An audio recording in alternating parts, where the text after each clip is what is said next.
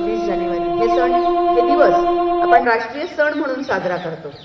तसंच आपल्या भारतामध्ये जी राज्यपद्धती चालते, लोकशाही राज्यपद्धती, त्या लोकशाहीचा जो सण असतो तो सणाचा दिवस म्हणजे मतदानाचा दिवस।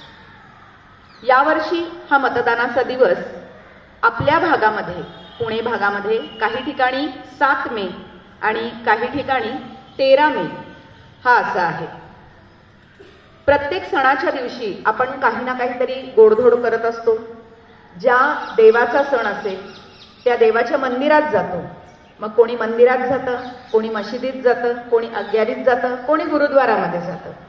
पण या मतदानाच्या सणाच्या दिवशी आपल्या सगळ्यांना एकाच ठिकाणी जायचंय, ते म्हणजे आपला मतदान क्रमांक ज्या ठिकाणी ज्या बूथवर असेल त्या बूथवरील त्या खोली क्रमांकामध्ये। आणि हे आपल्या सगळ्यांचं आद्य कर्तव्य आहे। आपल्या संविधानाने जसे आपल्याला काही हक्क दिले आहेत, अधिकार दिले आहेत, कर्तव्य दिले आहेत, मतदान हा आपला जसा हक्क आहे, अधिकार आहे, तसंच ते आपलं कर्तव्य पण आहे। इथे बसलेले आपण सगळे सुजाण सुज्ञ नागरिक आहोत।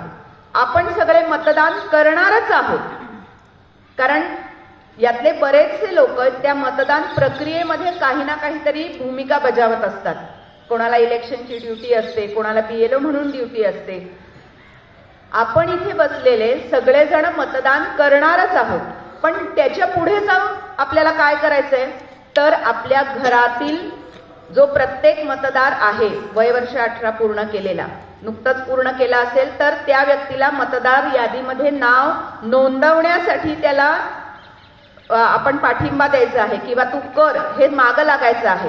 कारण बरेचदा असं होतं, सुशिक्षित असतात पण बरीच तीच लोक म्हणतात की जाऊ दे, माझ्या एका मताने काय फरक पडणार आहे। तर एका मताचा किंवा एका गोष्टीचा फरक हा शर्यतीत 0.1 सेकंदाने हरणाऱ्याला माहिती आहे। एक गुणाने किंवा एका धावेने मॅच हरणाऱ्या टीमला एकाचा फरक माहिती आहे। असाच माझ्या एकाने काय फरक पडतो असं जर सगळ्याच हजारो लाखो कोटी लोकांनी म्हटलं तर त्याचा काय फरक पडेल हे आपल्याला कळेल। आणि जर आपण मतदान करत असू तर आपल्याला बोलण्याचा अधिकार आहे। बरेच जण असं म्हणतात की मतदान करत नाही, त्यांनी नंतर घर बसल्या बसल्या नुसतं म्हणतात की माझ्या एकाने काय होणार आहे, कुठलंही सरकार आलं तरी असंच करणार आहे, कुठलंही सरकार आलं तरी तसंच करणार आहे। आपण जर मतदान करणार नसू तर आपल्याला हे बोलण्याचा अधिकार नाही। ऑस्ट्रेलिया सारख्या देशामध्ये मतदान हे कंपल्सरी आहे। मतदान नाही केलं तर निवडणूक आयोगाची नोटीस येते, त्याला योग्य कारण द्यावं लागतं, ते सांगतील तो दंड भरावा लागतो। आपल्याकडे असं तर नाहीये, असं करण्याची वेळ येऊ नये म्हणून आपण सगळ्यांनी मतदान करायचं आहे। आपल्या आजूबाजूच्या सगळ्यांना 7 मे आणि 13 मे या दिवशी मतदान करण्यासाठी आपण प्रोत्साहित करायचं आहे। त्यांना शक्य होईल ती मतदान करण्यासाठी मदतही करायची आहे। तर यादीत नाव नोंदवायचं आहे। आपण सगळे उभे राहूया आणि मी सांगते प्रतिज्ञा म्हणायची। प्रतिज्ञेसाठी तयार। आम्ही भारताचे नागरिक लोकशाहीवर विश्वास ठेवून याद्वारे प्रतिज्ञा करतो की आपल्या देशाच्या लोकशाही परंपरांचे जतन करू आणि मुक्त निपक्षपाती व शांततापूर्ण वातावरणातील निवडणुकांचे पावित्र्य राखू व प्रत्येक निवडणुकीत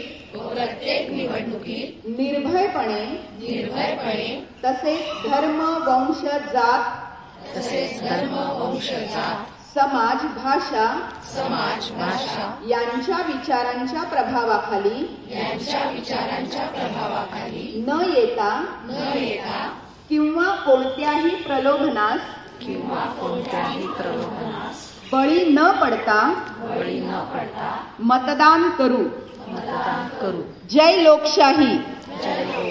100% मतदान 100% मतदान, राष्ट्रहित के लिए मतदान, राष्ट्रहित के लिए मतदान, मतदार राजा जागा हो, मतदार राजा जागा हो, लोकशाहीचा धागा हो. लोकशाहीचा धागा हो. आपण सगळे मतदान करू, आपण सगळे मतदान करू, आपले कर्तव्य पार पाडू. आपले कर्तव्य पार पाडू. जय हिंद, जय महाराष्ट्र. जय हिंद, जय महाराष्ट्र. धन्यवाद.